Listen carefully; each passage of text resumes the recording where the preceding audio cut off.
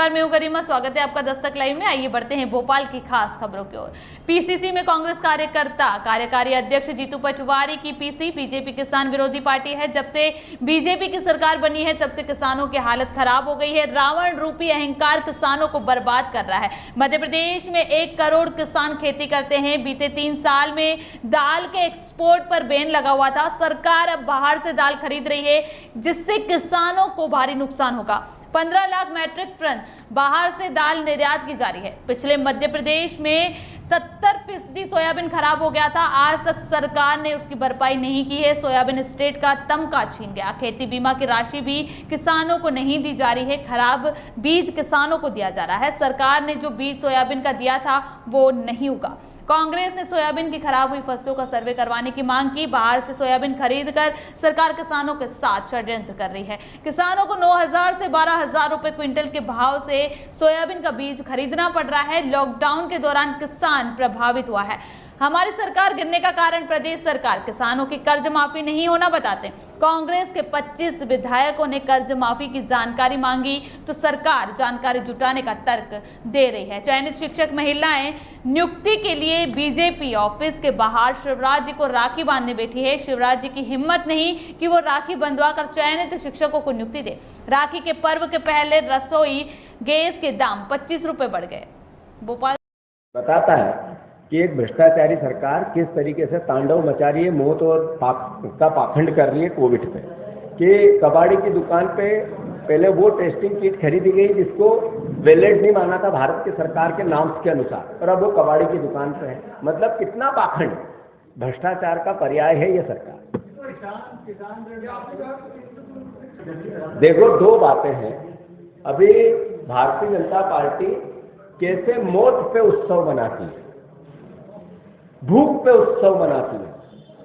कैसे कोविड में आवश्यकता थी डोज की, वैक्सीन डोज की, उस पर उत्सव मनाती है।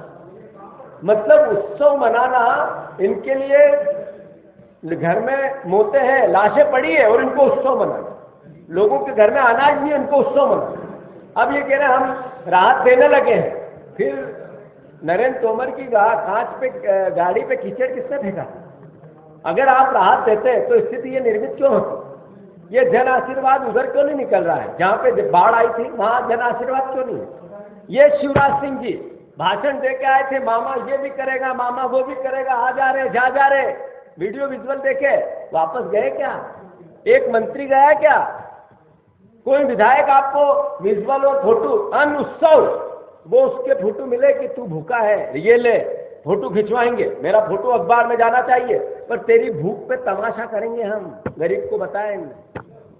ये है बीजेपी, और इसी का असली चेहरा गरीब इससे बदला लेगा, सही समय पे लेगा, तरीके से लेगा, और इतनी जोर की ताकत से लेगा कि इनको उस तमाचे का असर मिलेगा। धन्यवाद।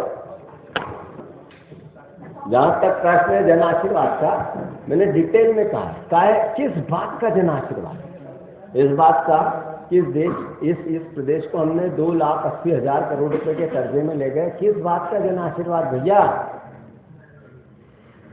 लोगों को कोविड के लिए आशीर्वाद दे रहे हैं कि जाओ आओ, बिना मास्क लगाए रहो और कोविड में जाओ, मर जाओ, इसका आशीर्वाद देने आ रहे हैं। क्या कर क्या रहे हैं?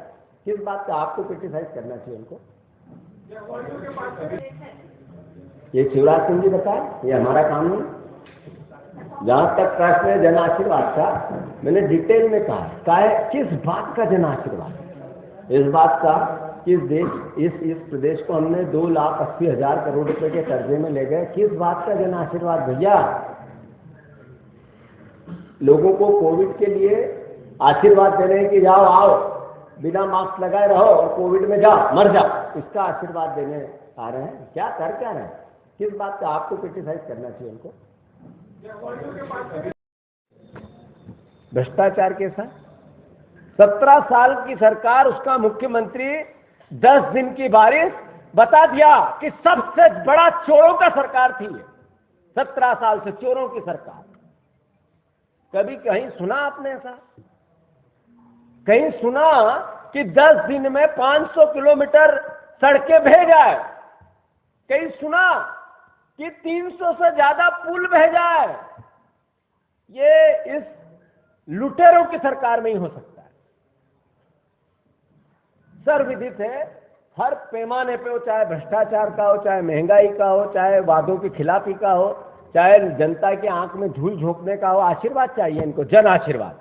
शिवराज भी गए थे मांगने, जन आशीर्वाद दिया जनता ने, हराया था, आशीर्वाद नहीं दिया था, कहा बाहर बैठो, चोरी से डाके से फिर बैठे, अब फिर जन आशीर्वाद चाहिए। किस बात का? इसलिए कि लोकतंत्र की हत्या की हमने, इसलिए चाहिए आपको जन आशीर्वाद कि आपने कोविड में 5 लाख से ज्यादा परिवारजनों की हत्या कर दी। कोविड के दौरान आपने सरकार गिराई, स्वास्थ्य मंत्री खरीदे, इसलिए जन आशीर्वाद चाहिए।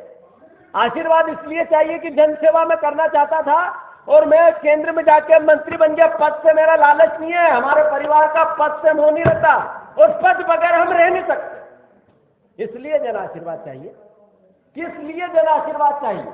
इसलिए कि किसानों का कर्ज माफ हो रहा था, उसको रोक दिया था आपने। इसलिए चाहिए कि महंगी बिजली कर दी आपने। इसलिए जन आशीर्वाद चाहिए आपको कि आपने प्रदेश के युवाओं को बेरोजगारी के लिए दर सर भटकाने पर मजबूर कर दिया। काय का जन आशीर्वाद?